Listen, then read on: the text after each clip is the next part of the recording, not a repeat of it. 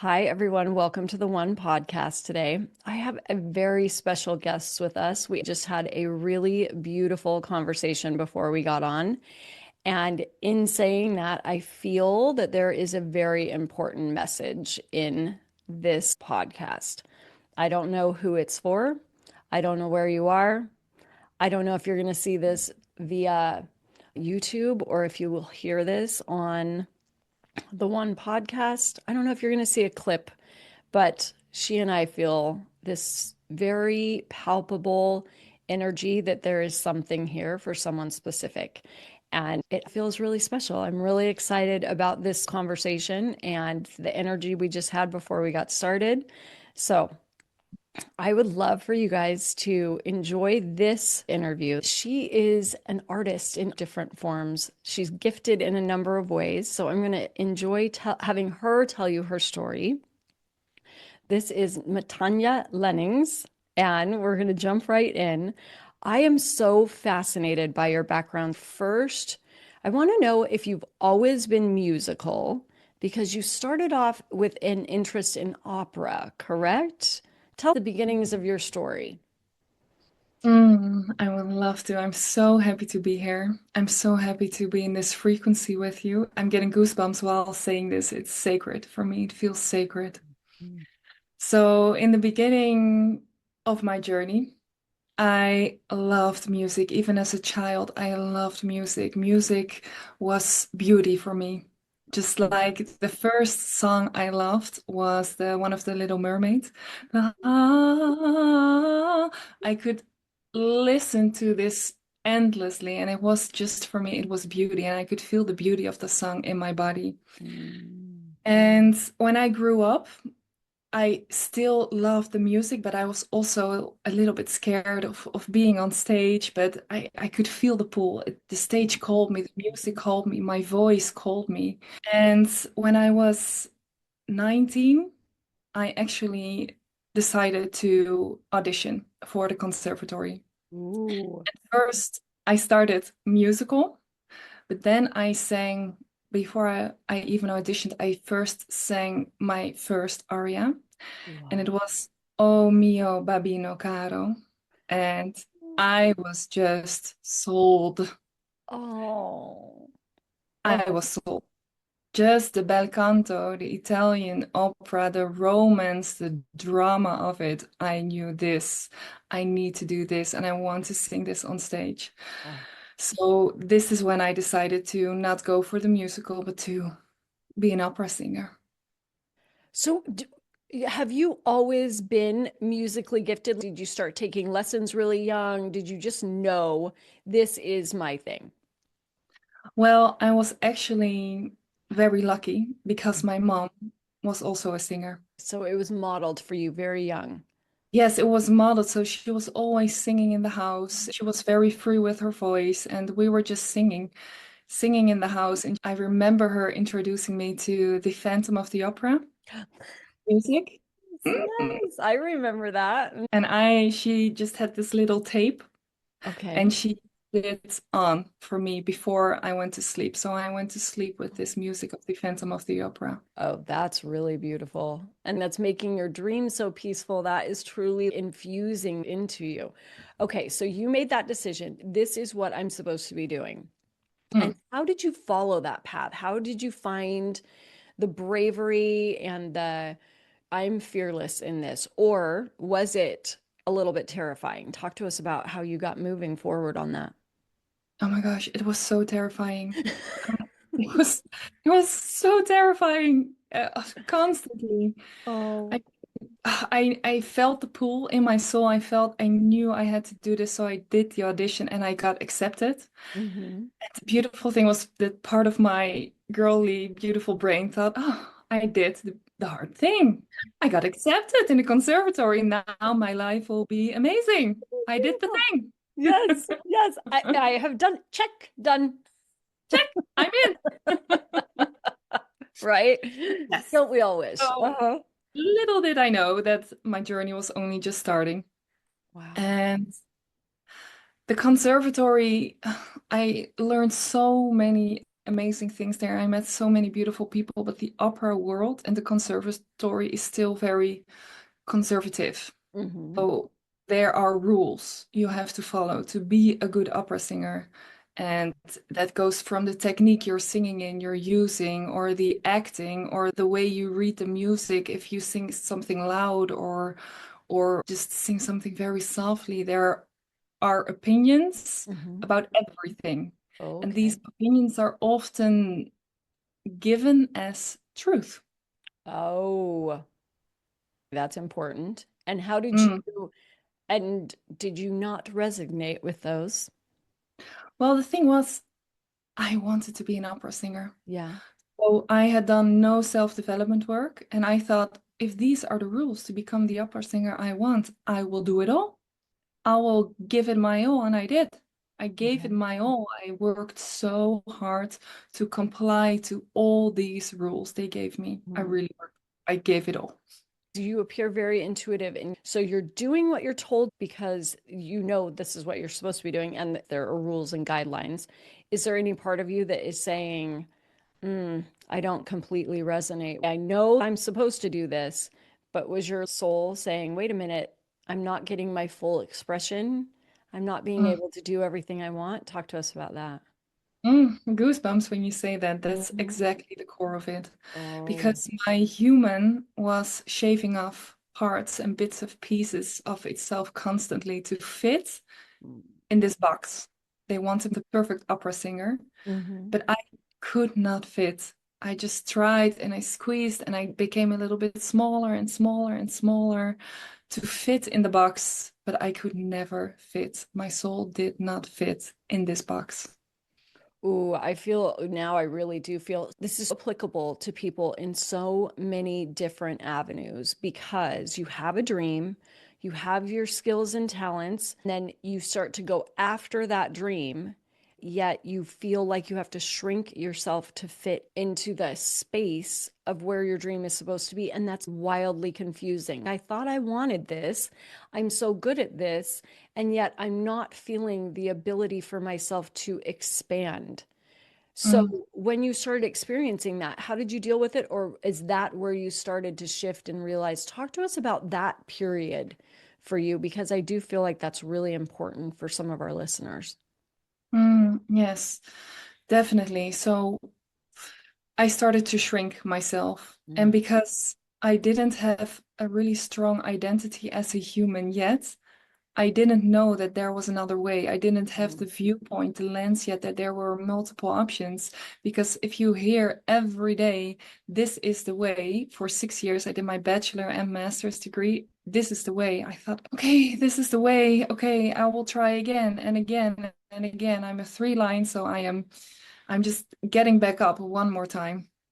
But in the meantime, I just lost myself.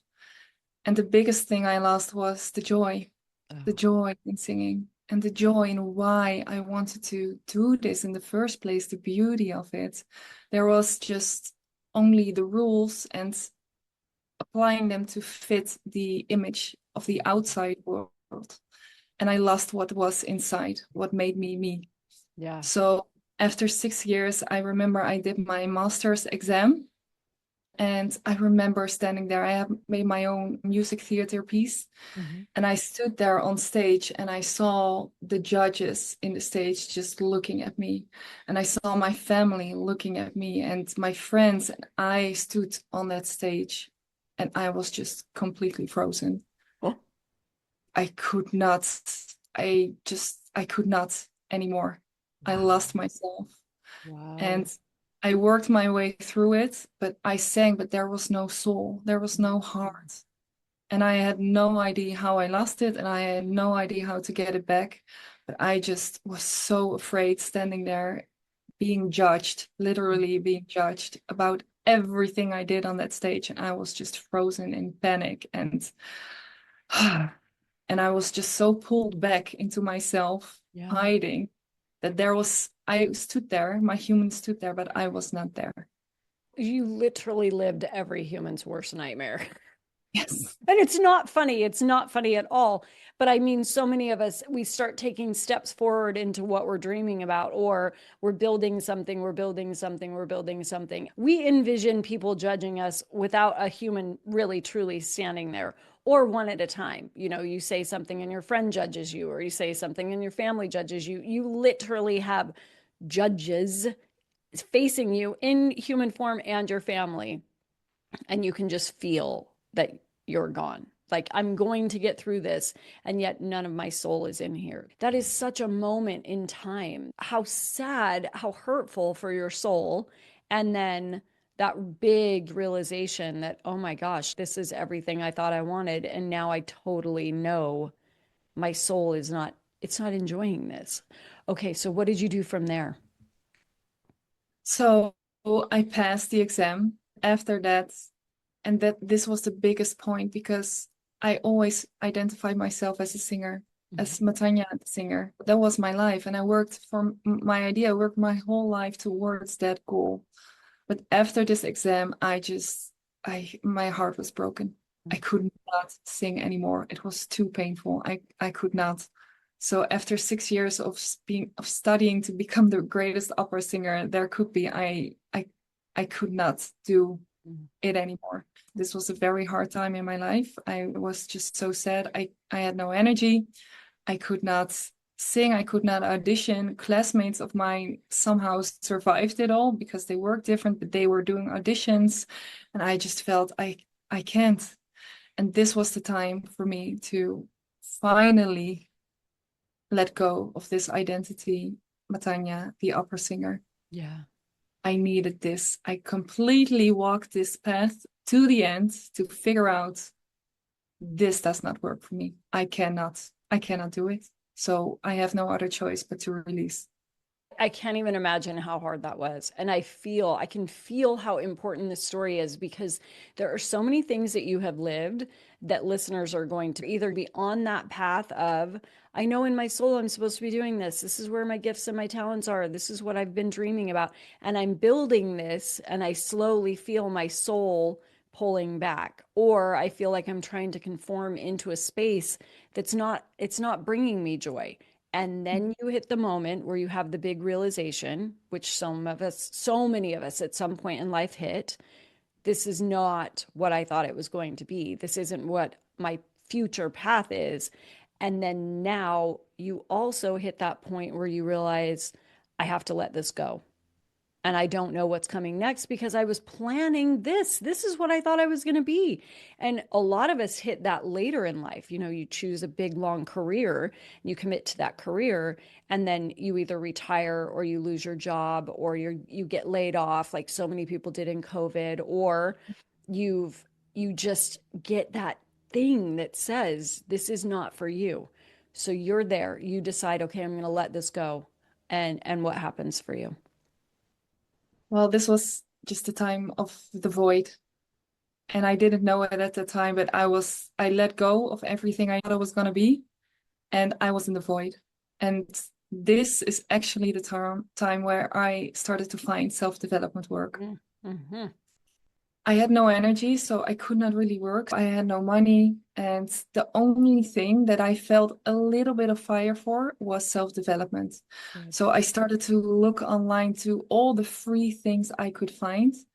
And this gave me purpose to Mm. get out of bed each morning and to just go all in on the self-development and learn about myself and learn how my mind worked. And just without learning it to become the opera singer, but to Mm-hmm. learn it for me to become a better, a more alive person. Oh, I love that. And for the people that are listening, I think that's the key. A lot of us don't have to get to the point where you walk from everything and go into absolutely nothing. But what she's saying with the void is it's that empty space that a lot of people don't talk about. They don't teach us about, between the woman that you were and the woman that you will become. And that emptiness in there, so many of us are so afraid to take that leap because we don't know the woman that we are going to become. So until I know how to solve this, or until I know how to figure it out, I don't want to actually take a step. And yet, like you were just saying, if you are willing to step into and face that void, no matter how hard it is, if you choose it, all these beautiful answers can come. When you've got nothing else to distract yourself with and you've let go of the old identity, that is where you can come inwards and you find that personal development. You find the right leaders for you, the right voice, the right book, the right online course.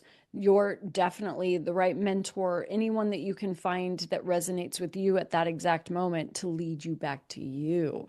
So you start going through all of that. And then how, which obviously was challenging, and we want to acknowledge that is not an easy time for anybody. What led you to how did you start to figure out the next version of you? Well, this was something very beautiful and I had not expected at all. So the only thing I did all day was self-development, just working on myself. And I did not have any money, but if I had a little bit of money, I spent it on a course or on a session. I did not buy any clothes. I did not go on dates. I did not go to the restaurant. I only spent it on sessions. And that's the only thing I was interested in to spend it on. And after a month or two, I remember sitting on my kitchen table and I sat there and I just felt this spark of creativity again. After months, actually years, with the singing of not feeling the pure spark of creation, Yeah. I felt it.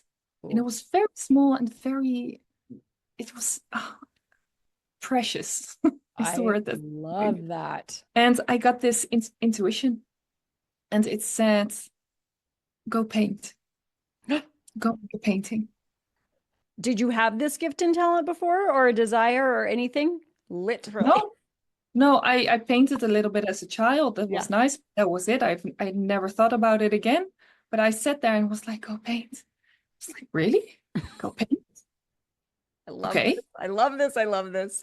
And I did not have any money, so I did not have any supplies. And I thought, okay, I will go to the cheapest store I can find and I will buy some supplies, what is affordable for me. Okay. So I did that and I went back to my kitchen table and no one was home. So I was alone at the kitchen table with my painting supplies. And it at first it felt like difficult to Uh-huh. start it. Oh, yeah. Yeah, just to start this creative flow again. But I did. And I just remember that the moment I started, it just flowed. It just flowed. And the feeling I got from it was like breath of fresh air. I can create again. I can create this.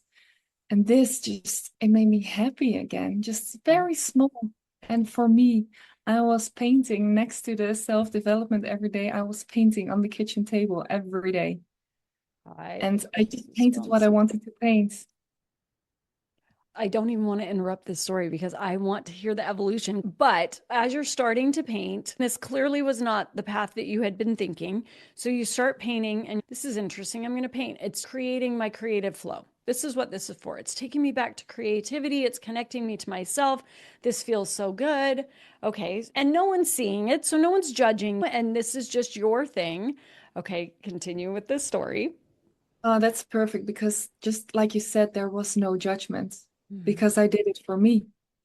And there wasn't anyone around. So I just painted what I wanted until the next intuition came and it said, share this one online. I have goosebumps all over. Keep going. And you have to understand my whole social media presence at that moment was only my network of opera people, of very conservative people. And I thought, I can't share this stuff online. It was more spiritual, it was more flowy, it had so much meaning. And I thought, I can't share this online, but the intuition kept coming. So I dared and I just put it online for me. Like, this is who I am, and I want to express who I am. And it doesn't even matter how people respond because it's about me and my expression and my flow. And I created this with my heart, from my heart. So there we go. I will share it. And the craziest thing started to happen when I shared it online. I started with these little paper paintings, and I started to share them online, and people actually were very enthusiastic about the paintings. Or like, this is beautiful. Did you make this? And then the question came, do you sell this painting? And I remember the first painting I sold. I remember the question, and I was completely mind blown. This was not at all what I was expecting, what I was building towards. It was pure magic for me. I I can tell that there's so much importance to this. I've never had goosebumps like this listening to someone's story, but I think for everyone who hears it, there are these moments in time in that void between who you were and who you're becoming, and then also following intuitive nudges, which don't seem to make sense, but that's like the foundation of everything I teach is to reconnect with your intuition and then follow those. So you get this intuitive nudge, you start this creative flow, and then you have the bravery to follow the next intuitive nudge, which is, hey, share this online. Although it has nothing at all to do with everything that your social media presence is about, and it's not what you're known for, but just go ahead and share it, which I can imagine there's a little part of you that's like, hey, the last time I was really front and center, I was in front of people that were literally judging me, and then I walked away from that path. And so here I am being told, hey, this new thing that I find giving me so much peace and calming my soul and making me feel creative, now I'm being told to just go ahead and put this online, strangely, for I don't know what reason. And then you do, and how beautiful that it is received so well. And your thought was never even, how do I make money off this? Or this is going to turn into my career. It's truly like, as we can say at this moment, that you and I can relate to, the God zone. For those that don't, it is like you're, whether you are religious or not religious, you're stepping into the trust of whatever you believe in, and you're following these intuitive nudges without knowing the outcome. It's huge to follow that. You put it out there, and then people not only praise it and are fascinated by it, they love it, they appreciate it, and they're giving you positive feedback, but then someone actually wants to buy. I love this moment. Keep going. Yes, so that moment was so magical for me. It was a painting of the universe. And somebody I actually sang with said, I want this painting, just like in the opera world. So that was amazing. And from there, it just started to grow. I started to get confidence in what I was creating, not only for me, but that other people actually felt it. And that was the biggest thing, not only see it, but felt the frequency behind it, felt the frequency with what I had made it in. And that was a seed inside of me that was planted. They can feel it. They can feel the magic, even if they're not consciously aware of it. They feel the magic that it gives me. Because when I paint these cosmic paintings, I feel like I am coming home finally on Earth. And I feel like these people, and a lot of them are not even spiritual, but they can feel like this feels like home. This feels familiar somehow.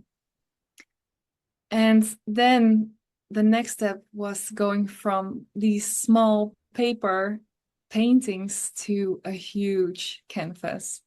So that was the next nudge in the God zone, just like buy the biggest canvas you can find and go this being your feeling. And the first painting I made on a big canvas was a mermaid. And then we go full circle back to the Little Mermaid. Oh, And I I didn't even think of that. Keep going. Yes, I felt mermaids my whole life without realizing they were mermaids. And when I painted this canvas painting of the mermaid, it is you.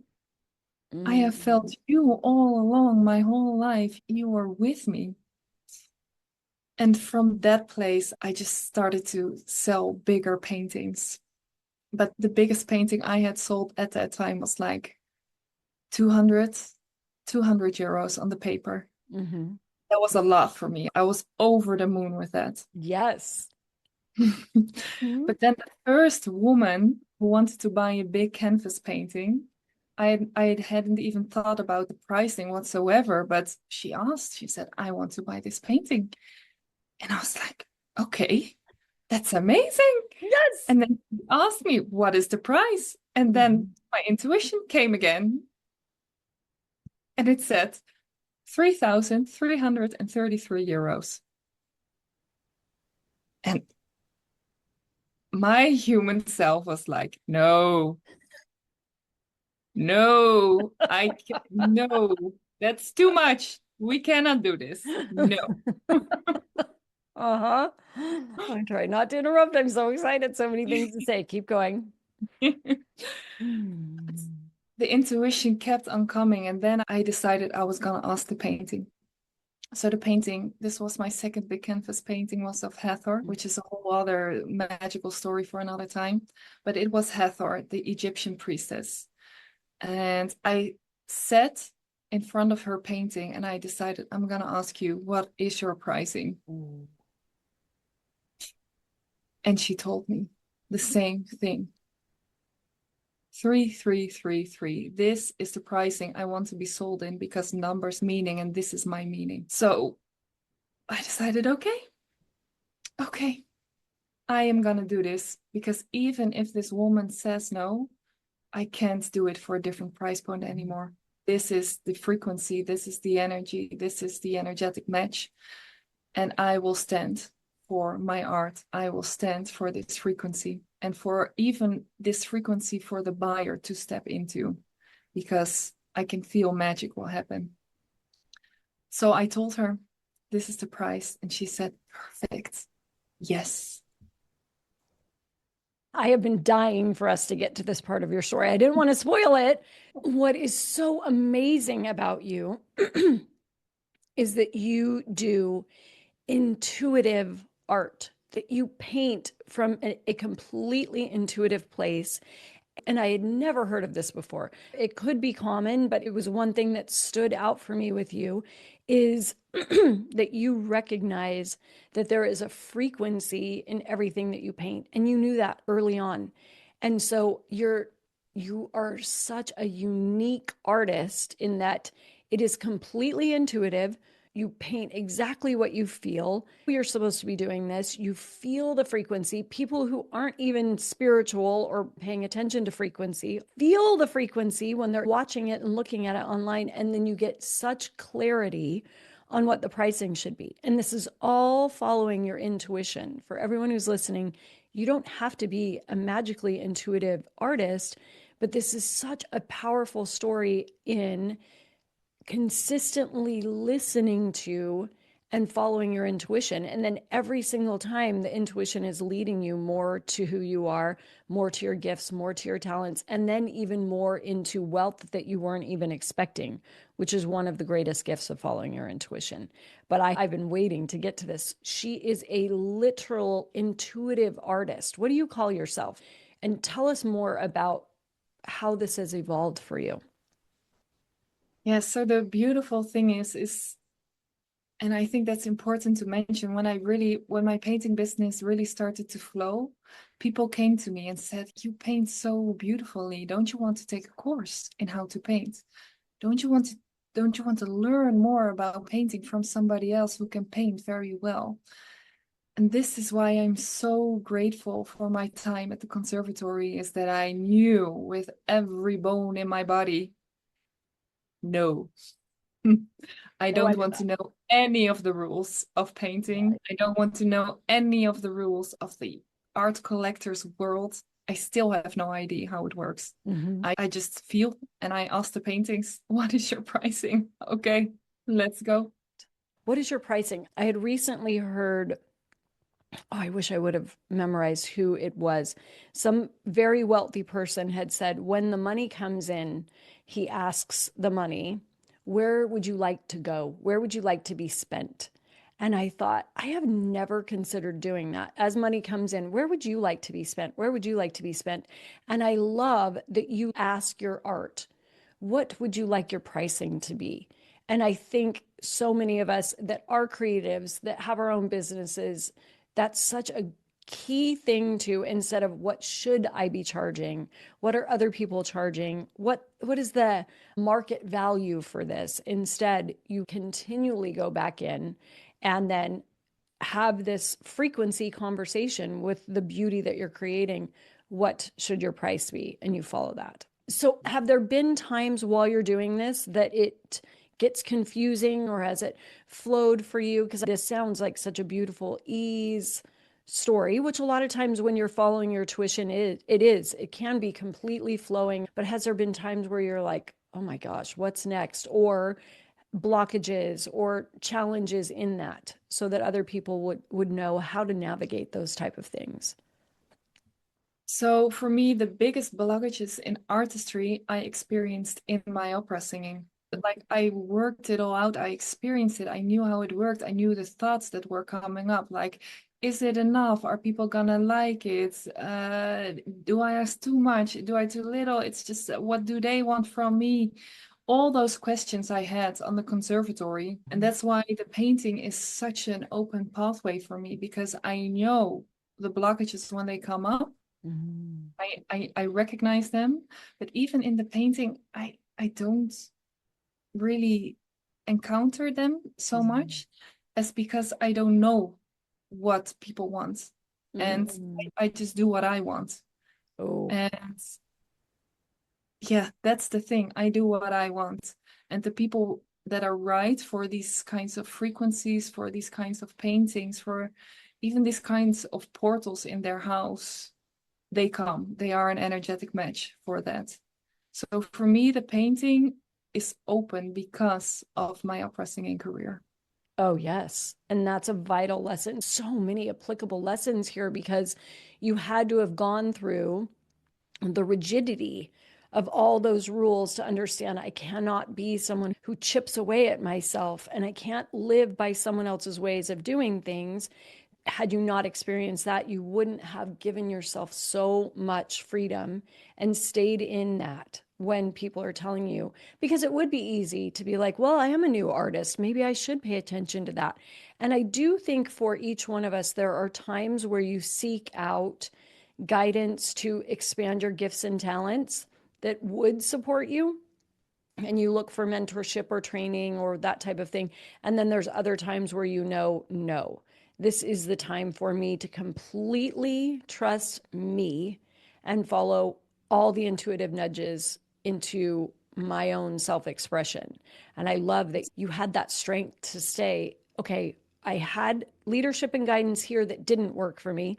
Then I found myself in my personal development and I looked for the right leadership and guidance to expand during that period. And then now I'm grounded into who I am and I'm very in tune with this gift. And I'm going to trust. And for anyone listening, when you're following your intuitive nudges, trusting that the right people will align with what your gift is. The right people will find you. And I think that's the hardest part when you're trying to build a business, or the hardest part when you're trying to get your gifts out into the world is, will this be appreciated? Will this be valued? And if I need to make a living from it, will people purchase from me? And being able to really stay in the trust that I followed my intuitive nudges to this. And so I need to continue to follow the intuitive nudges and trust that it will line up with the right person at the right time. Gosh. Yes, exactly. And it's also, it's so truthful what you're saying. So for me, there's a difference between learning skills and adding them to your toolbox, or abiding by rules. And you can feel it in your body. So Oh, that's the difference for me. there is a difference between learning skills and, say that again. There's a difference between learning skills and abiding by other people's rules. Abiding by other people's rules. Exactly. Write that down, And this people. is Write that down. Listen to it again. Rewind and write it down and put it on your wall. Keep going. so this is also what I teach my clients, because the funny thing is, other artists found me and they were like, how can I be free in my artistry? And this is what I help them with. So feel, do you want to do this because it's opening you up? Or do you want to do it because you want to be liked by somebody else outside of you? You want to have the validation, because that will feel constricting in your body. You can feel it. You can feel it in your intuition. Ooh. And I think that is key for anyone who is starting on this path or is an artist and feeling blocked. That's the best question to be asking yourself. So, how did you evolve from doing your art, selling your art, and now you do mentorship? So, she's going to talk about how you can find her, what she offers. We're going to go into that. Was it just people started reaching out to you and you were like, okay, now here's another thing I should be doing? Or did you Yes. get some intuitive nudges? How did that evolve? Well, firstly, I was just all in on my own self-development and my painting. And I really did the painting for me. So the paintings grew and grew, but I started to figure out each painting, more energy wanted to come through my channel. So it was my job to open up my channel and to see the blockages and see exactly. Because, for instance, I'm painting Mary Magdalene now. I'm almost complete with her. But her energy, the things she experienced in duality in this lifetime on Earth, and the code she holds because of that are huge. They are so powerful. But for me to translate that and channel that into the canvas, I need to know in my body what that means. I have to be able to hold this duality. So I did my self-development work and I painted, and the self-development work and I painted, and I grew and grew and grew until literally out of nowhere, someone just said, can I do a session with you? And I remember this feeling like, what? What?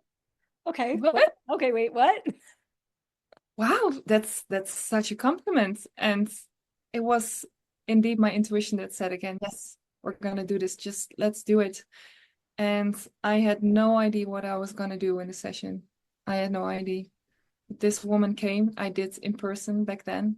This woman came and it was just like I was being hooked onto just this field of knowingness, and this whole transmission just guided the whole session, guided me, guided her. And I was actually quite amazed by the energy that could come through and the way I could listen to it, because because of my painting, because of the self-development, I am so in tune with all the subtle layers that want to come through, all the subtle layers that are talking to me and through me, that the session was just extraordinary. I think this is one of the most important messages of your podcast right here. When you were talking about how you are creating this piece of work about Mary, and you were saying everything that she had to go through, and then the power that you feel from that, it really made me realize for each person who listens to this, that is the power of being the one. That's my message. My message is always about you are the one. And when you get connected to your purpose, you really feel that, but you're it long before you're connected to your purpose. And I'm sure there's a couple people that listen to this and think, yeah, but she's so in tune, and yeah, she gets these clear messages, or yeah, she did all this work and now things come through for her. And I don't feel that, and I've never had that. And I don't believe that that's true.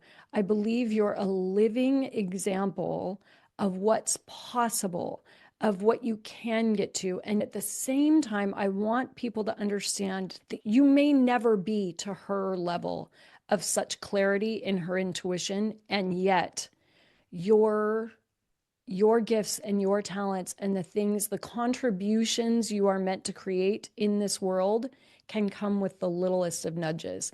And hers started out so small.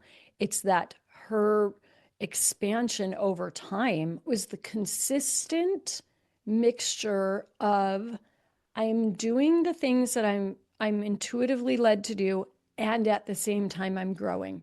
I'm doing the things. I'm painting while I'm listening to personal development. I'm painting and I'm listening to personal development. And then I act on the nudge. And then I act on the nudge. And so she was consistently growing and listening to herself, blocking out all the noise, coming back into, I need to do it my way. And the more you do that in your own way, with whatever your gift and talent is, the more you intuitively go back to you, the more you get the nudge for the next step. And it's funny, I keep losing my voice during this. It's a very Interesting. important message. But if you are listening to this and you feel smaller instead of expansive, I really want you to hear this is what we're guided to. We are consistently guided to living examples of what's possible. And it doesn't always mean that it's going to be the same or that we're going to grow to the same expansion or the same level of receiving intuition. But it is important to remember if it's possible for her, it's possible for me in my way. And she figured out that she is the one in this specific way. And she has started following that intuition for years and years and years, and consistently doing that has rewarded her and expanded your gifts and talents out into the world. You are the living example of what it means to consistently listen to yourself, listen to the guidance that you're receiving, and then act on it. Listen to yourself through all the fear, through all of the unknowing. Okay, so tell us how people can find you and how they can work with you. Yes. So my favorite social media is Instagram because you have a gallery. So you can And as an actually see what she does. Mm-hmm. yes, as an artist, I love the galleries. And for me, it's also important because I know how powerful my art is, that it is accessible for everyone. So I have the originals you can buy, but you can also buy limited edition prints, but also altar cards of only 11 euros. So for anyone wanting to connect with their energy, with their portal energy, it's accessible. Mm. And next to that, I am I am now a mentor. I'm still getting used to it. I have long-term clients, and it has been so magical. So for anyone, especially artists who want to remember their fire, who want to remember their unique expression that is so important to the world, because I believe our soul chose to come here to express their beauty onto this world, to make the collective frequency rise. And this is my passion. And that's what I have been starting to feel lately, is that I do it for the artists. Mm. Do it for the artists. I do it for me. I go first and I open this up, and I don't look at the art collector world already existing, but I do it for the artists of the new age, of who we can become. Because I think and I believe artists are so important for the world. And because of that, it's coming, it's not there yet. I am making a program, Sacred Artistry, for everyone to tap into their own sacred artistry. If you are a singer, a painter, whatever, photographer, so you can give it the meaning. It's all about the meaning your soul wants to give it. That's so great. As you were talking about how you do mentorship, I was like, I wonder if there's going to be a program. I could feel that there was something that more and more could find you. And I want to also say to people, in in each one of us, there is an artist. I'm not a painter. Oh, you would never want me to sing. I have no musical talent. And yet, there is an artistry in anything that you do. It is our point in life to find the unique flavor of who you are. And that means you are an artist. You have your own little way of doing everything. Even if you are an accountant, even if you are a lawyer, even if you are a doctor, your way of doing it is different. The more that we connect with that intuitive knowing with who we are, we step into that and recognize our own artistry, the more we allow others to do so, the more we represent that and we rise, we help the collective rise.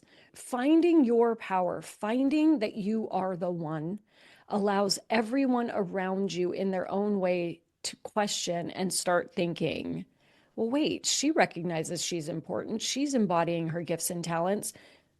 Is that possible for me? You just said it 4 or 5 times. I do this for the artists. And I think it's the expansion of who you are. I can feel that the minute you said that.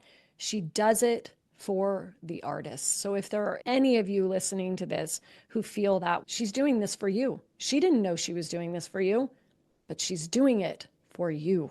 And I hope that you find her and I hope that you go tap into her work. She was doing it for herself, following her intuition. And now she's offering a way to help you do that as well. And I've never met anyone who does it that way. So I really, truly hope that this helps anyone who's listening or watching to trust. I know there's an artist in me. I know I'm capable of expanding and offering my gifts to the world. And here's someone who can help you do that. I'm so grateful for this conversation. Okay, my Mm. favorite question before we end. I love to ask everyone with where you're sitting right now and with what you feel for the future, how would you like to end this sentence? I am the woman who. Mm. Oh, I am the woman who does it for the artists. I, this is just it. And I can feel tears in my eyes saying this. Yeah, you're doing it for the artists of the world. I feel that in my soul. I'm so grateful that I have met you. I am so grateful for this conversation. This has been a gift for me. And I'm so excited for anyone who hears it. And I'm so excited to see what happens with all of your work. And we'll definitely see you guys again soon. Thank you for listening to the One Podcast.